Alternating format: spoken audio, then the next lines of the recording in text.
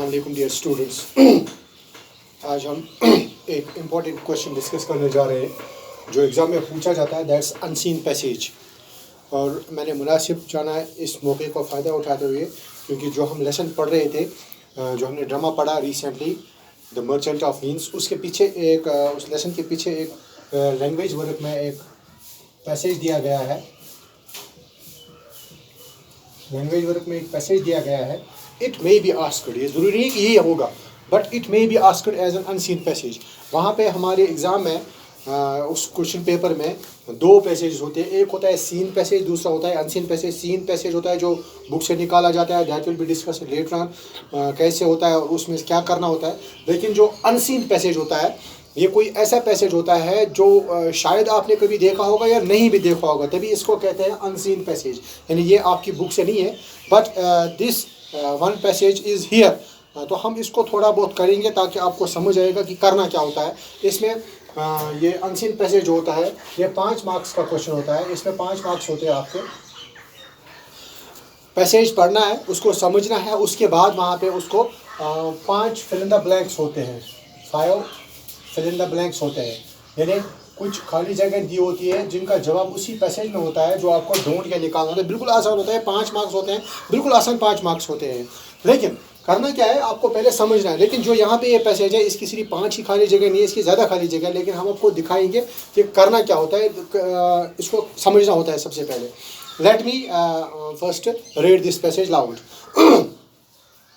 अगर आप लोग चाहें तो वहाँ पे बुक पे पेज नंबर होगा 61। ये Gertrude, Queen of Denmark, becoming a widow by the sudden death of King Hamlet in less than 2 months after his death, married his brother Cadidus, which was noted by all the people at the time for a strange act of indiscretion or unfeelingness or worse. For this, Cadidus did no ways resemble her late husband in the qualities of his person or his mind, but was as contemptible in outward appearance as he was base and unworthy in disposition, and suspicions did not fail to arise in the minds of some that he had privately made way with his brother, the late king, with the view of marrying his widow and ascending the throne of Denmark, to the exclusion of young Hamlet, the son of the buried king and the lawful successor to the throne.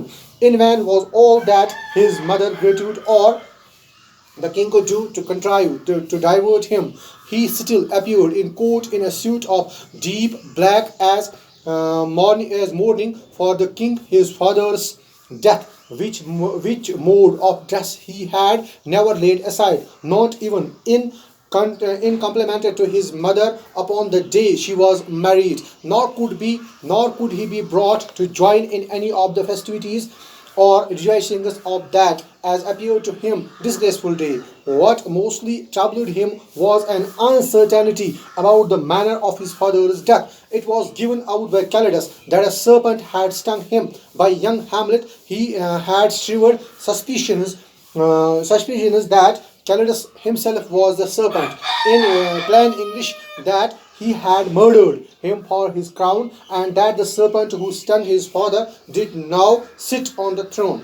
At the sight of his father's spirit, Hamlet was struck with a certain surprise and fear. He at first called upon the angels and heavenly ministers to defend them, for he knew not whether it were a good spirit or bad, whether it came for good or evil. But he gradually assumed more courage, and his father, as it seemed to him, looked upon him so piteously, and as it were desiring to have conversation with him, and did in all respect appear so like him as he was when he lived, that Hamlet could not help addressing him. He called him by his name, Hamlet, king, father.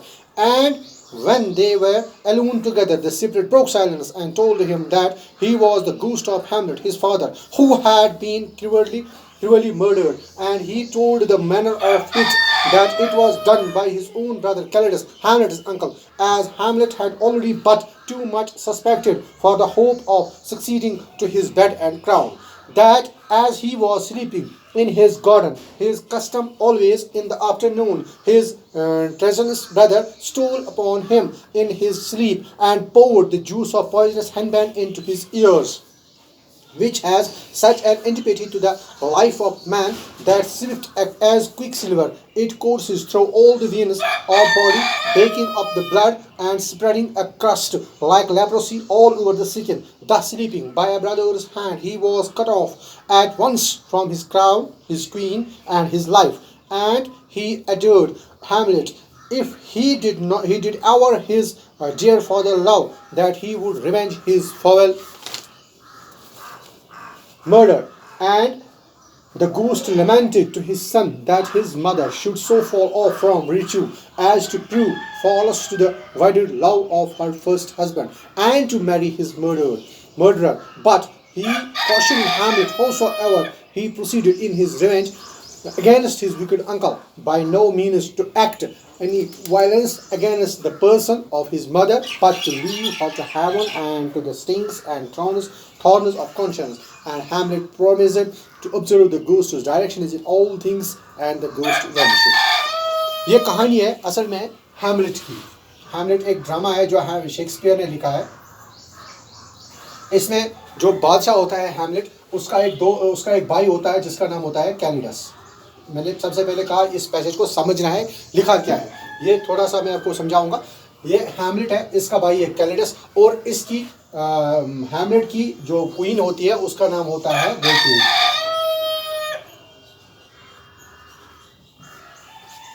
मसला है ये गेर्ट्रूड जो है ये चुपके से इसके साथ इश्क लड़ाती है अपने इस देवर के साथ, ब्रदर इन लॉ के साथ।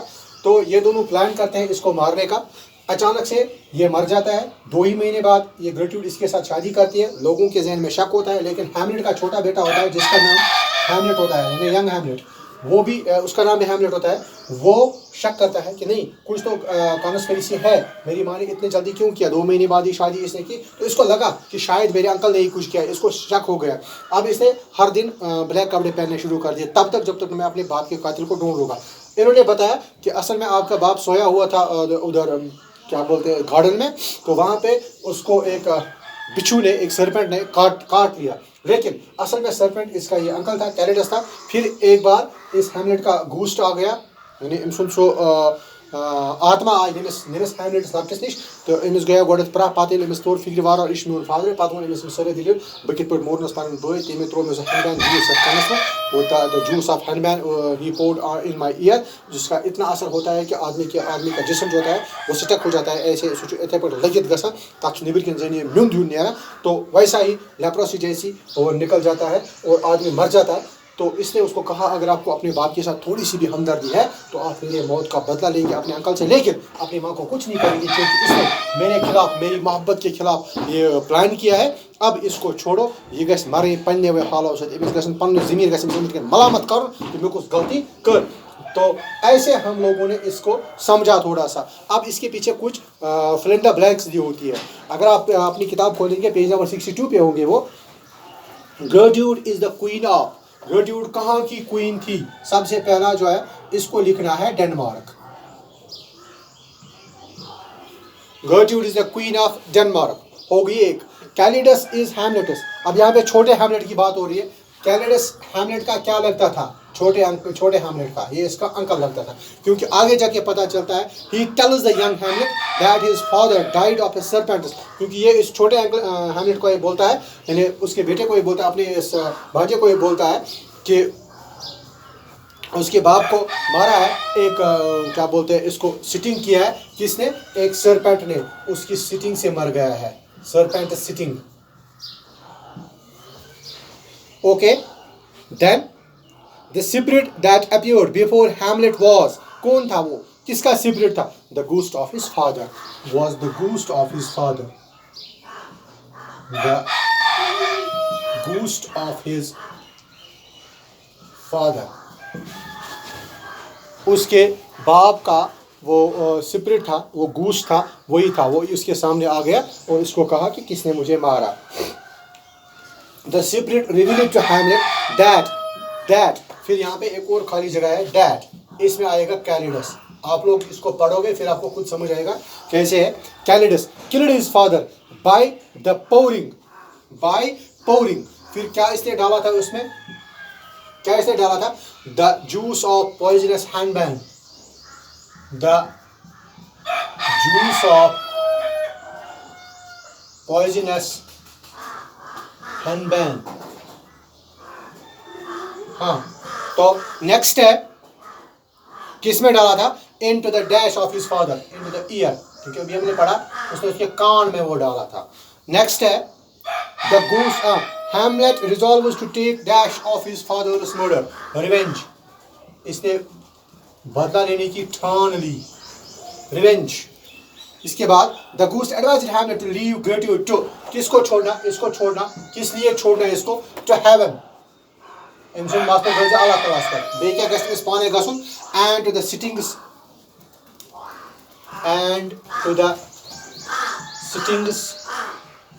and thorns of conscience. यानी एमस गस पनुन ज़मीर पाने मलामत करुन एमसन माज. After advising Hamlet, the ghost, जब इसने उसको नसीहत की तो गोस्ट गायब हो गया, वैनिश्ड, वहाँ से गायब हो गया. इस तरह से हमने इसमें 10 खाली जगह की. असल में होता है 5 ही. मैंने आपको थोड़ा सा दिखाया, आप इसको देखना, किताब खोल के फिर देखना क्या होता है. तो आगे हम आपको दिखाएंगे छोटे से पैराग्राफ जो अनसीन आते हैं. इंशाल्लाह नेक्स्ट लेसन में ऐसा ही होगा. तो मैं आपको वो दिखाऊंगा उसको क्या करना है आपको. Thank you.